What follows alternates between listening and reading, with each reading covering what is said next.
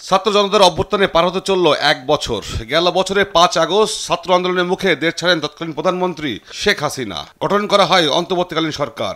গণ অভ্যুত্থানে বর্ষপূর্তি এবং জাতীয় নির্বাচন সামনে রেখে ব্যস্ত সময় পার করছে অন্তর্বর্তীকালীন সরকার।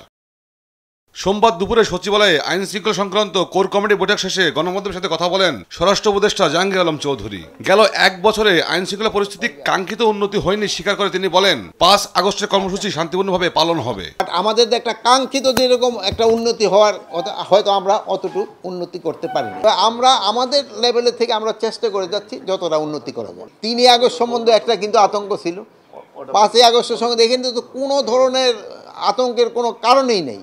আল্লাহ দিলে সব কিছু সব প্রোগ্রাম হবে এবং সব ভালোভাবে হয়ে যাবে আল্লাহ দিলে। এটা আপনাদের সাহায্য এবং সহযোগিতা দরকার। যে দল বেশি দুর্বল তাকে বেশি নিরাপত্তা দেওয়া হচ্ছে জানিয়ে উপদেষ্টা জানান, এই আইন শৃঙ্খলা বাহিনী দিয়েই আগামী জাতীয় নির্বাচন পরিচালনা করা হবে।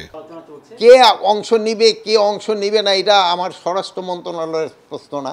আমার হলো নির্বাচন যেসব হবে, যেসব আইন শৃঙ্খলা পরিস্থিতি যেন ভালো থাকে, এই জন্য আমরা সব ধরনের প্রস্তুতি নিচ্ছি। এর আগে আমরা বলছি যে আমরা কিন্তু ট্রেনিংও করাচ্ছি এবং সরকারের একটাই হলো যে তারও কিন্তু একটু ওই ফোর্সের সংখ্যা বাড়ানোর জন্য কিন্তু একটা দিয়ে দিচ্ছে, স্যাংশন দিয়ে দিচ্ছে।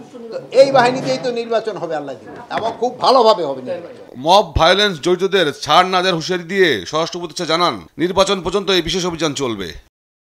তৌফিক মাহমুদ মুন্না, দেশ টিভি, ঢাকা।